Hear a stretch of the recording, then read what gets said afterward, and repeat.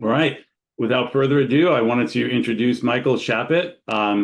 Many of you know him. He's been teaching in our market centers for years, and it's always extremely well received. He's one of the top agents in New York City. I'm surprised doesn't have one of those television shows that feature Manhattan real estate agents yet, but I have a feeling one's coming. So welcome, Michael. Thanks for agreeing to spend some time with us today. Really appreciate it. Great to see you. Thank you, Al, for having me. Really appreciate it. I'm excited to be here to talk about empty nesters.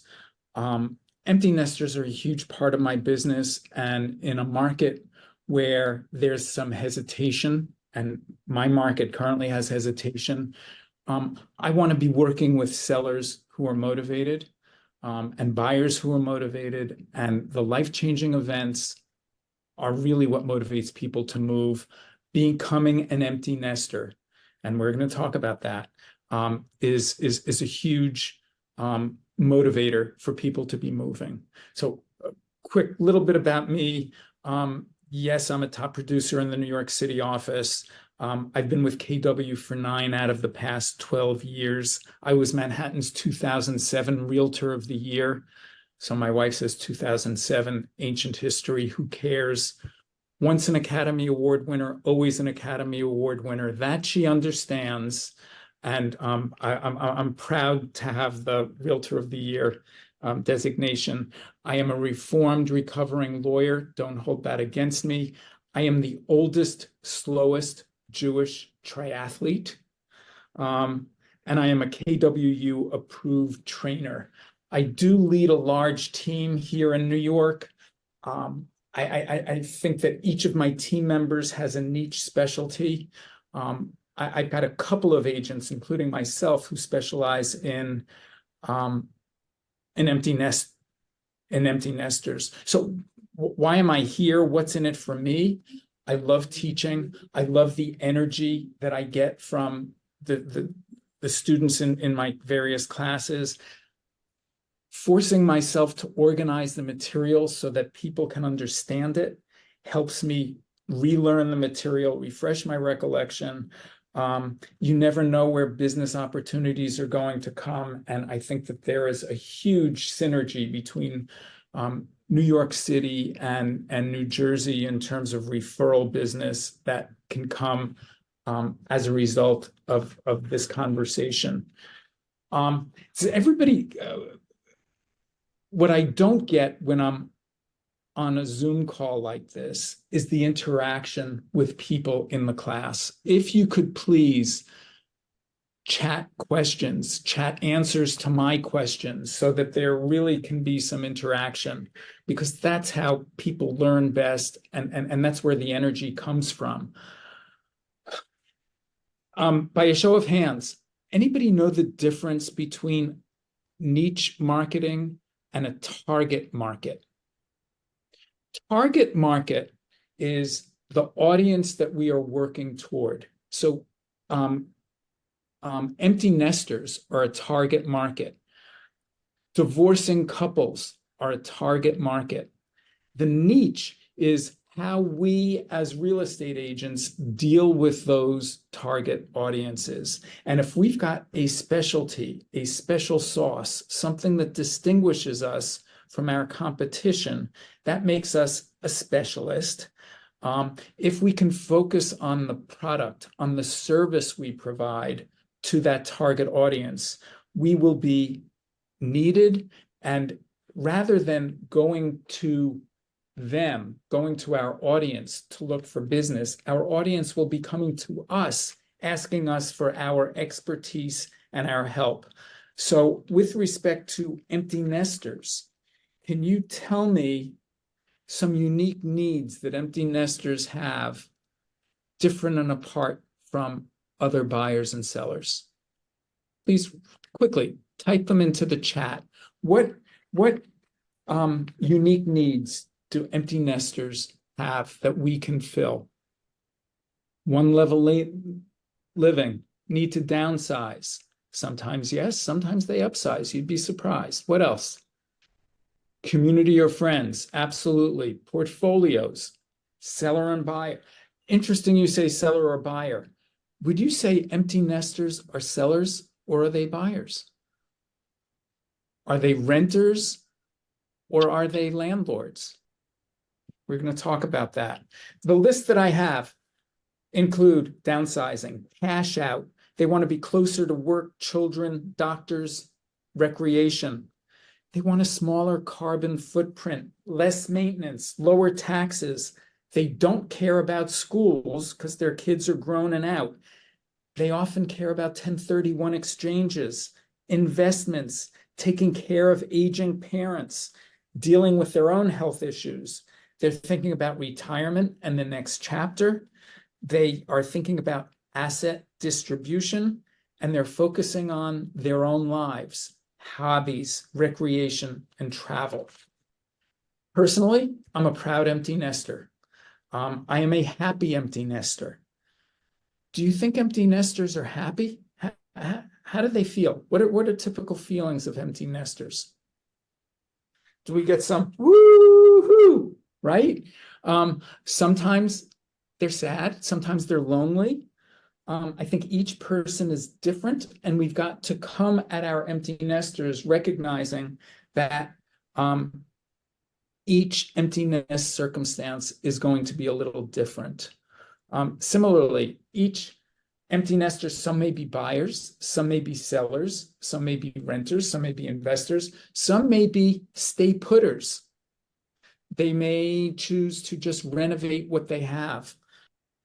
My feeling as a real estate professional, as an advisor, as a consultant, as a salesperson, I want my clients to self-discover and decide for themselves what they want. I want to help them, and the way I help them is by asking great questions, listening to the answers, providing the context of market conditions, and helping them analyze their options. And we're going to be discussing each of these. I will say that all empty nesters are unique. They've got differing circumstances. They've got philosophies, outlooks, hopes, dreams, finances, their appetites for risk. Is that any different than any other buyer or seller? The answer is no. The most immediate need of empty nesters, so the kids are gone, they are often addressing their primary residence. And a question that we need to be familiar with is, what are their primary reasons for moving? Maybe the old home is too big, they want something smaller. Maybe it's too expensive, they want something less expensive. Often it's too much maintenance, they want easier upkeep. Often they don't want to drive, they want something that's walkable. If they miss their kids, they may want to be closer to their kids. They may be looking for adventure. They could be lonely. So being in an adult community may be something that is appealing to them. It could be that their home needs upgrading that they don't want to get into. Being an empty nester and moving enables them to go right into move-in ready. So what are the objections to them moving? As a real estate agent, somebody has objections. That's going to create problems. And we need to know how to handle them. Just like dealing with any buyer or seller, there are objections and we need to practice handling them. So objections. Anybody want to type quickly in the chat what possible objections might be? Why would somebody not want to move as an empty nester? Come on, people, let's go. Come on, you can do it.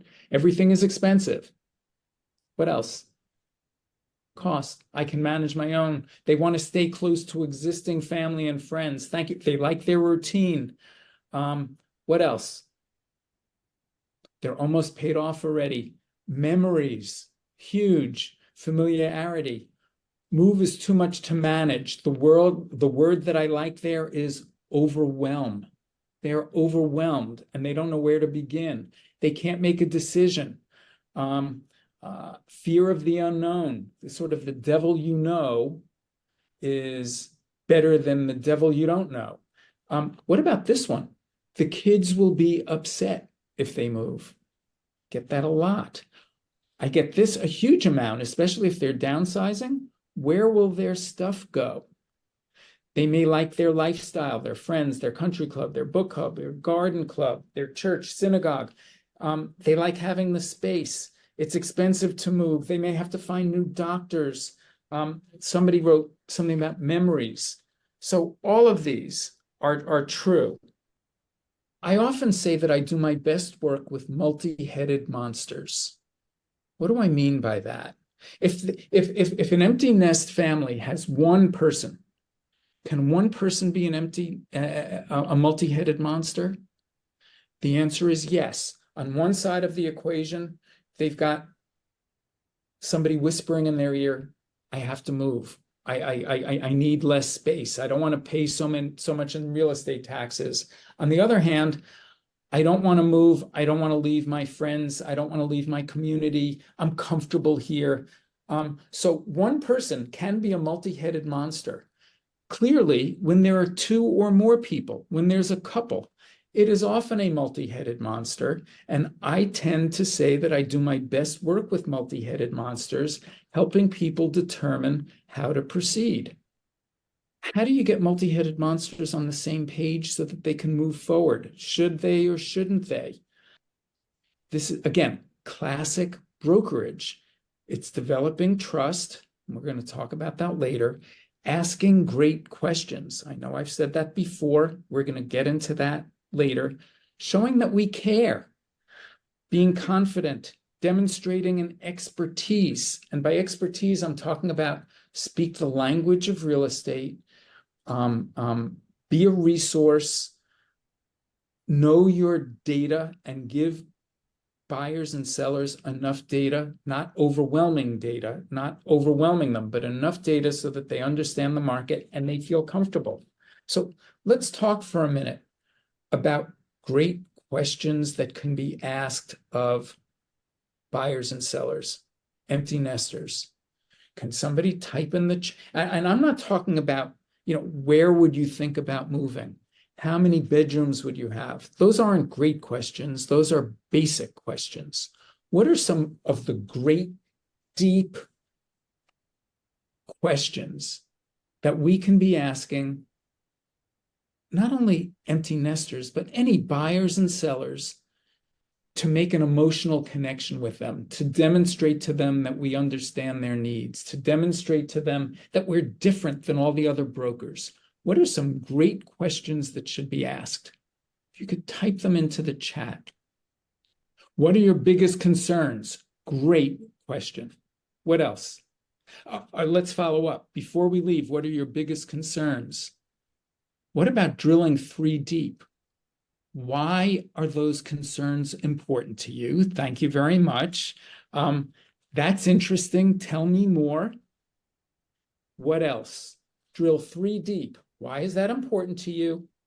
Tell me more. What else? On almost every question people ask, you want to drill deeper. Are you happy now on a scale of 1 to 10? What's next for you? What's important to you? Absolutely. On a scale of 1 to 10, how happy are you? Wait, what was that? What family member will have the biggest challenge? That is a Stephen Gendel question. Love that. Thank you. That was on my list. Why will they feel challenged? Tell me more. How about that? What are your feelings about change? Is change easy for you? Is it hard for you? Do you make decisions quickly or slowly? Do you make decisions based upon fact and data, or do you make decisions based upon your guts, your instinct?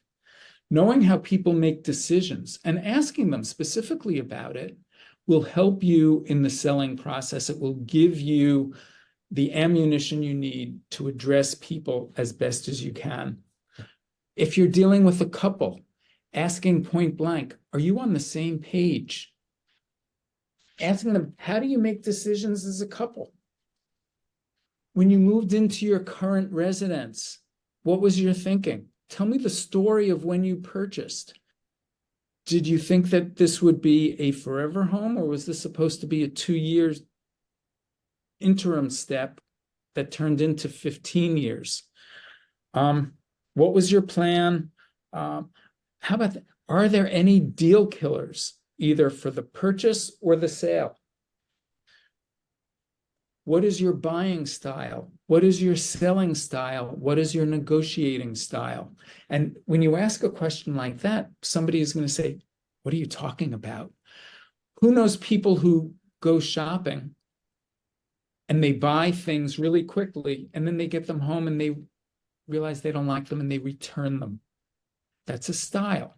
And if somebody is going to be a returner, you want to know that. You want to know how people make decisions quickly or slowly, if they are impulsive and they change their mind. All of this is going to help you as a broker understand your client and help them make decisions. How about this is some language? All of this is normal. I deal with empty nesters all the time who struggle with these issues, who struggle with figuring out strategies, and I help people make choices. Does that make sense? I thought to myself, and there are a number of empty nesters who I've dealt with who've taken interim steps to ease into things and to reduce some of their stress, sort of dipping your toes in the water before jumping in with both feet. So many people will rent for 3 months or 6 months or for a year, and sometimes multiple times before committing to actually moving. And if you are only dipping your toes in, as owners, they may not be ready to sell. They may think better about renting. So as I thought about this, and thought about speaking to you all about this option, I realized that I was speaking to my own personality type. Everybody familiar with the DISC, DISC, personality trait, way of making decisions? I personally make decisions slowly and based upon either fact or feelings. I could dip my foot in so I don't have to make a decision quickly. And I realize that I'm speaking to me when I offer that as an option. If I'm speaking to a high D or a high I who makes decisions quickly, they don't want interim steps. They want to jump in with both feet. And you need to know that. Good example. My brother-in-law, who was an empty nester, was very lonely. And so he decided he was going to move into a senior living, sort of as a test it out before he sold his townhouse. Similarly, a friend of the family, empty nester, also lonely, but he loved his apartment. He did not want to move in the worst way. What happened to him was he had a flood in his apartment and he needed to move out. And so he too moved into 55 plus living. My brother-in-law hated it. And after 30 days after the trial period, he moved back into his apartment. The friend of the family who was lonely loved 55 plus living. He decided he's never going back to his apartment. He sold it. But by putting your foot in the water, or toe in the water, and testing it out, they were able to comfortably make a decision without too many problems. I sort of touched base with, the reason to ask questions like these. Anybody, do deep emotional questions resonate with you when you're speaking to a buyer or seller? What's the reason to ask questions that are different than every other broker asks? It distinguishes you. It helps your clients know that you understand what they're going through. It makes you more than a salesperson. It makes you a consultant. It makes you a coach. It differentiates you from all the other agents they're speaking with. I think it helps build trust. Did everybody or anybody, I hope everybody took the Value Squared class, which was a whole lot of discussion about trust and empathy and competency and transparency and dependability. And all of those things work to build trust. And if you are asking great questions, you are demonstrating your competency, you are demonstrating empathy, you're being transparent, especially if you talk about some of your own experiences. Just asking great questions is a win-win-win. I love being an educator. I love speaking to my clients about market conditions. It puts their decision-making into context.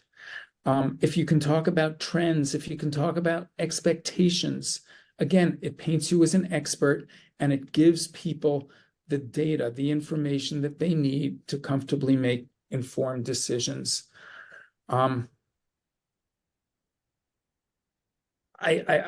think that our value as real estate people is to facilitate good choices by our clients, have them feel comfortable and confident.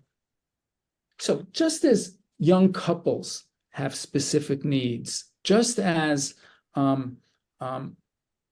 divorcing couples have specific needs, just as executors who are selling estate-owned homes have specific needs, just as athletes or high net worth individuals all have specific needs. Is it safe to say that empty nesters have specific needs?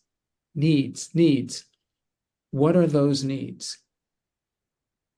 What are some of the needs of empty nesters that we need to be able to address? Taxes, estate planning, recreation, parents' health.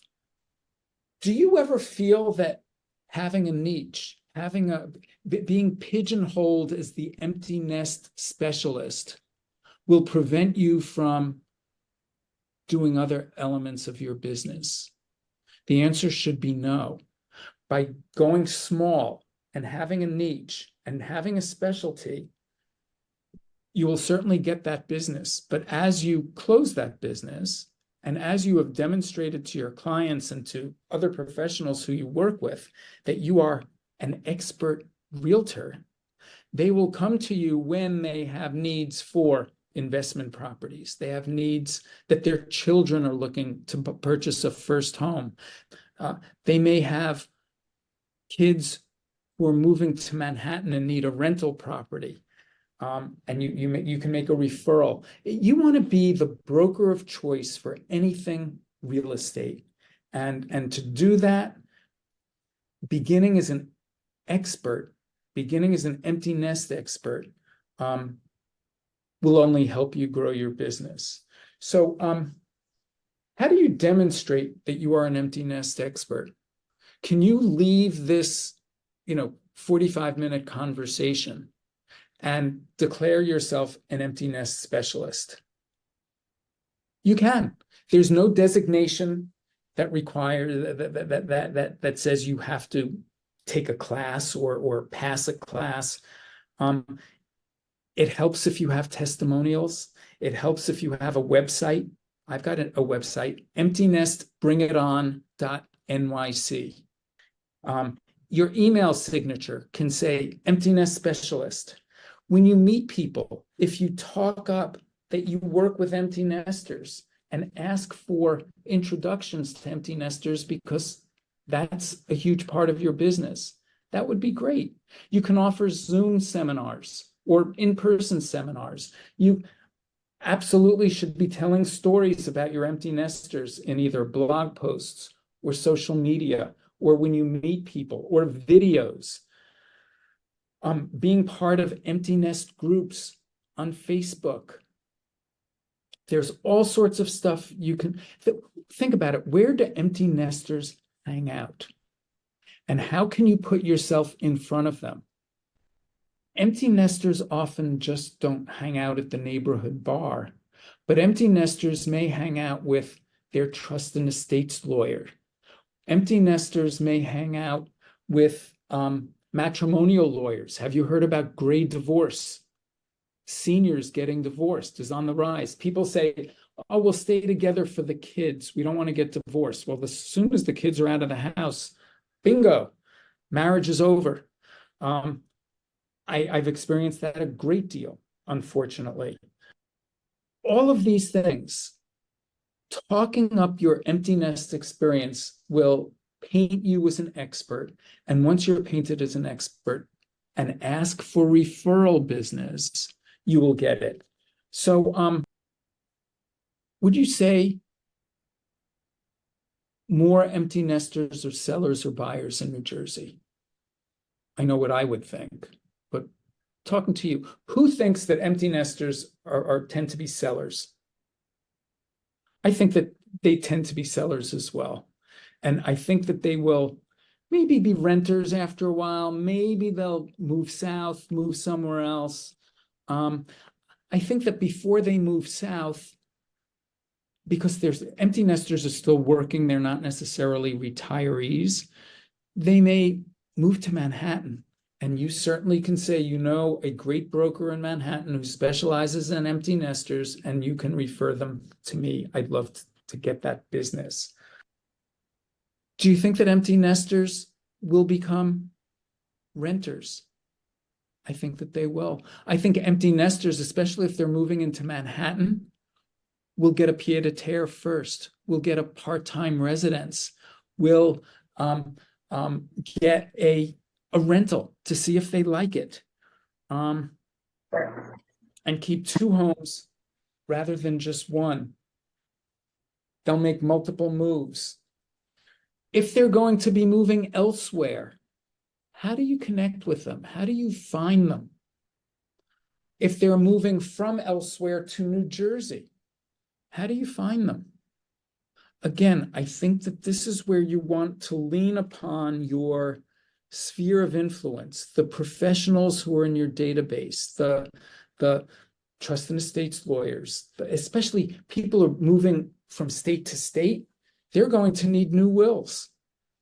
They're CPAs, they're wealth advisors, people who work with clients going through transitional change, life-changing events. Those professionals are our feed us our business, and they are people who we should be networking with constantly. When I talk about asking great questions, what I neglected to say was we need to listen carefully to the answers. Listening carefully does not necessarily mean listening and then giving advice.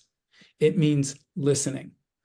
Has anybody seen the 2-minute video, It's Not About the Nail? I encourage you to Google it and watch it. It is hilarious. It is a very valuable lesson. The lesson is, as you are listening to people, they are not necessarily asking your advice. All you need to do is listen and be empathetic and shake your head. And please, it's not about the nail. Listen to it. How do you find empty nesters? I mean, could you go online and have them search you out, having a website? If you've been to family reunion, if you've looked at NAR statistics, you know that buyers and sellers get their real estate brokers through referrals. It is your database that will result in your getting referral business. You want to work your referral base and ask your referral base for referral business. That is way more important than going out and finding new business. So it's word of mouth, direct mail, tell stories, newsletters, getting testimonials, social media, phone calls.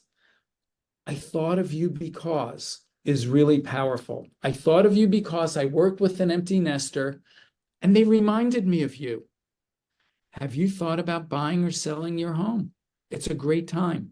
The market is fill in the blank, but calling anybody and saying, I thought of you because, even if you haven't spoken to them in 6 months or a year or 18 months or a long enough time that it's uncomfortable that you haven't spoken to them, the magic words of, I thought of you because, gives you authority to call these people. I will say that working with empty nesters, Elizabeth Walker asked me yesterday, what percentage of my business is empty nesters? Well, a relatively small percentage is empty nesters. I would say maybe 25%.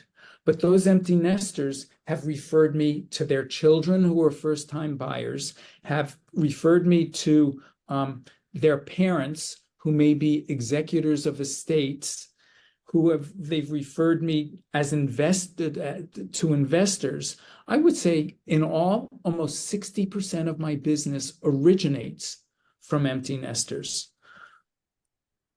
Jean Ihara from Hawaii has a killer group called the Real Estate Planner, and he thinks of empty nesters, seniors, as being a huge part of his business that enables him to grow exponentially. Thank you, Sally. I think that having a niche and having a target audience is a differentiator. It makes you special.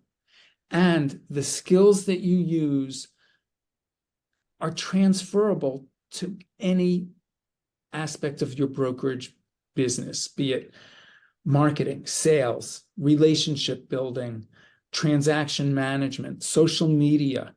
And I dare say, if you come from curiosity, if you ask questions, thought-provoking, deep, emotional questions, if you show that you care, if you demonstrate confidence, if you demonstrate your expertise, if you ask for the business, you will get referrals, you will have success.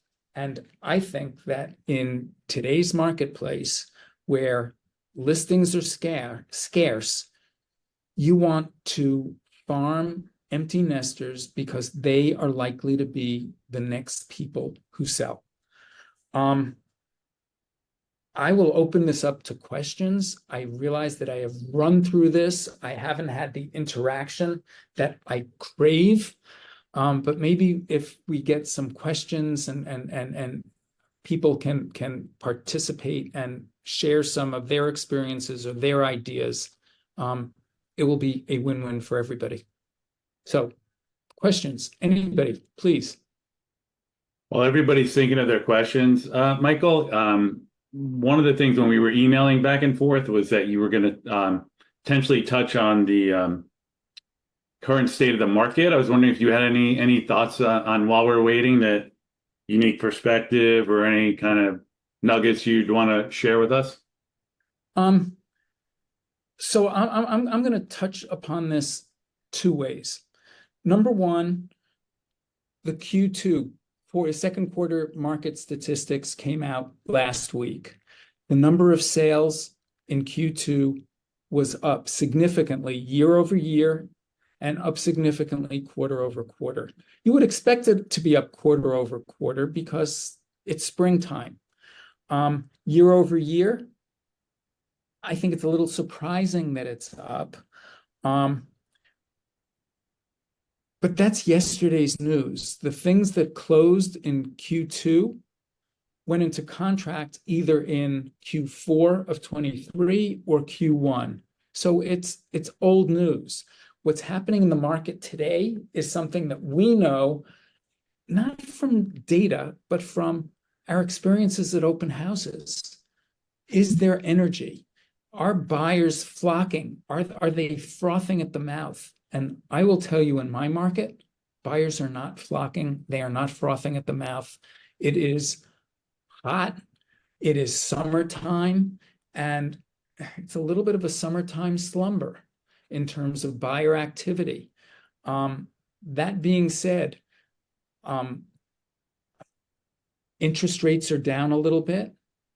The stock market is at all-time highs. People are rich. more than 2/3 of Manhattan's deals are all cash. I'm sorry about that, Beth, but that's the fact of life in Manhattan. Cash is king. People are rich and they are spending their money. I think that it is a great time to be a buyer. The pendulum is shifting toward buyers, in favor of buyers, and buyers are getting increased leverage. That's what I'll say about the market. I can go into statistics that will bore you to tears. I don't think you want to hear that. I will say that there is activity. I started off by saying the number of closed deals is up. But the market's taking a little bit of a breather for the summer. Yes. I had one other question before we open it up. I see there's at least one in the chat. I can't count the number of agents in our market centers who move out here. They've moved out here from Manhattan, or they grew up somewhere in the 5 boroughs, and they're doing well here selling New Jersey real estate. And they say, I want to kind of monetize my contacts in Manhattan or in the other boroughs. And they spend time getting their New York City license, but it's very hard to, be successful in both. What would you recommend? Are people better off just referring that bit? I mean, I know you have a vested interest in saying the second, the latter, but are people better off, rather than spending that time getting their New York City license, trying to be all things to all people? Are they better off just, referring that business to somebody like you? Do you have a feeling on that? All right. So that's a great question, Al. Let's be even more. If you are licensed and your business and you live in Fort Lee, and somebody comes to you and says, hey, I want to buy something in Atlantic City. Well, your New Jersey license enables you to work Atlantic City. Are you going to make that drive each time a property becomes available? I don't think so. I don't think that makes sense.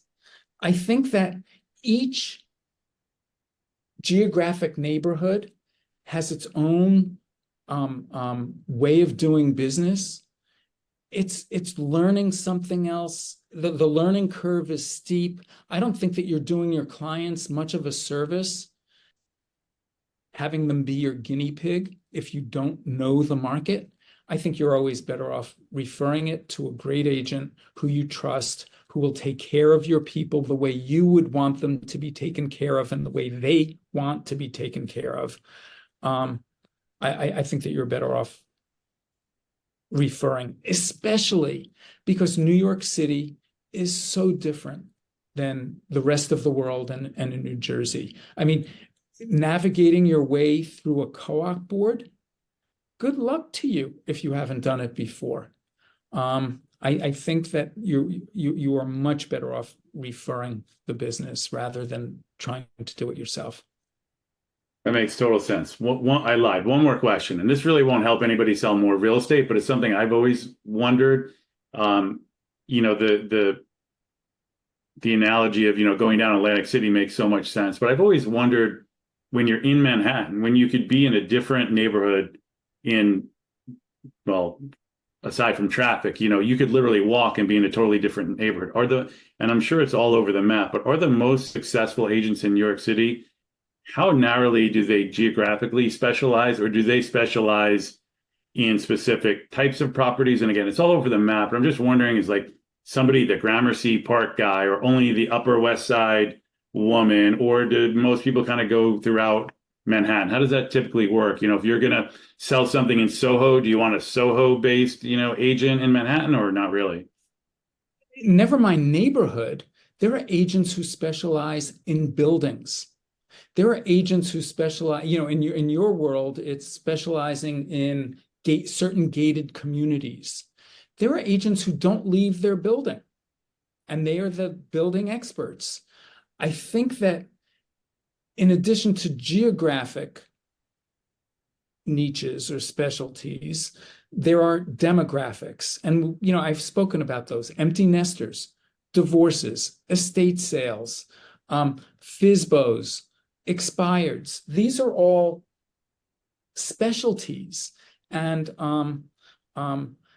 in terms of geographic, I often say one of my team members lives and works on the Upper East Side. She's an old lady who wears too much makeup, who has lunch on Madison Avenue. And I'm not being mean. I would say that to her face. I've got, somebody on my team who lives and works in the West Village, and he does probably 6 deals a year in the building where he lives. So yes, you can be geographically small and expand from there under the right circumstances. So for a $300,000 studio purchaser, my Upper East Side lady is not going to travel to Chinatown. She will not. But for a $3 million downtown loft purchaser, she'll take a taxi downtown. It depends upon the circumstances. It depends upon the motivation of the client. It's not only working buyers, it's taking listings. If you don't know the building and you don't know the personality of the board, what they'll accept, what they won't accept, if you don't know whether the building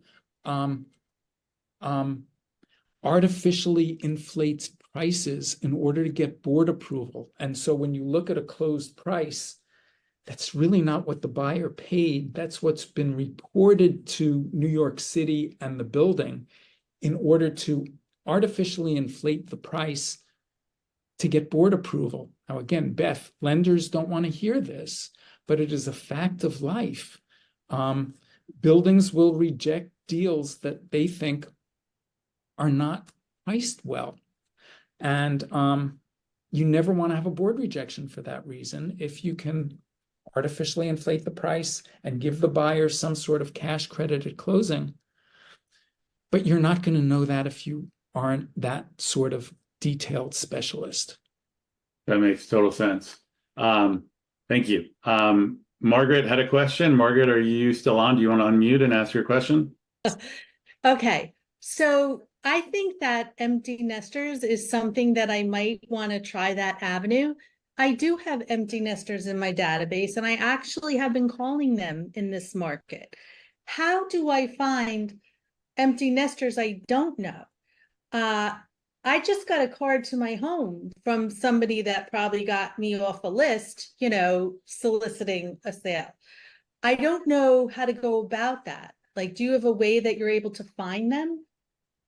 Not a foolproof way, but as you're calling your empty nest friends in your database, letting them know that this is your specialty, who do they know who are also empty nesters who you might be able to help, asking them.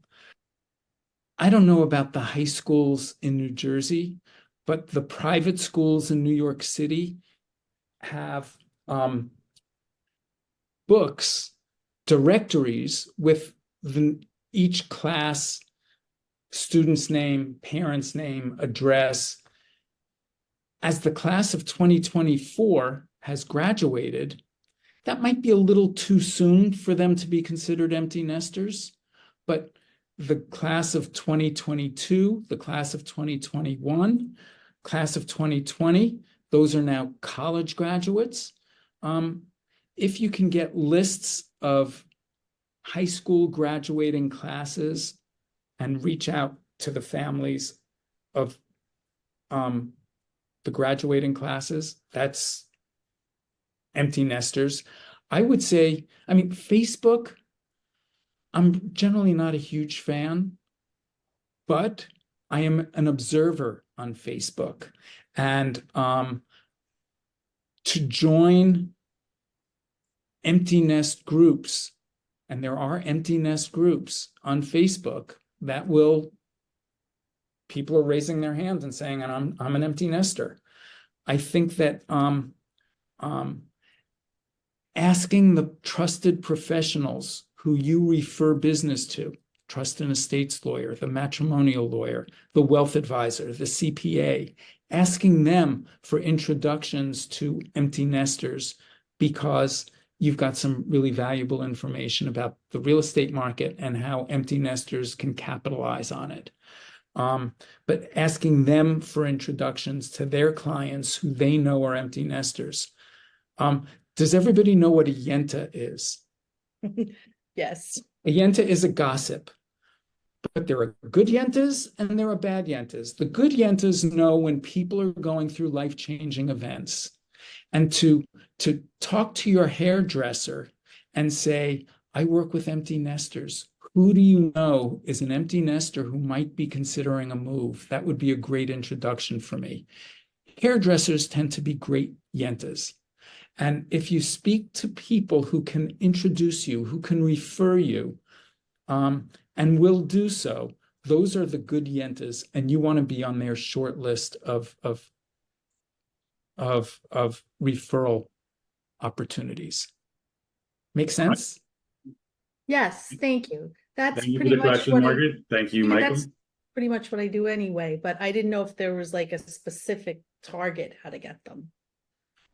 Basile had a question. Is there any way to get the pre-qual questions? Are you talking about the questions that I handed out, the questions that I mentioned? If you want, Elizabeth, do you want me to send those questions to you? And if you want to share them, that would be great. I'm happy to do that. So, Michael, also, if people had more questions for you, or even better, wanted to share a referral in Manhattan, what's the best way to reach you? Did you share your contact info already in the chat? I didn't, but I will if I can find the chat. Or I don't know, Elizabeth, if you have it, if you can paste it in there. Yeah, if you could, Elizabeth, that would be great. I am so appreciative of this opportunity. Thank you, thank you, thank you. Thank you, Michael. This was great. The feedback has been amazing, and love to see you in the market centers in person. Your classes are always at standing room only, and we always get a lot from them. So thank you, Michael.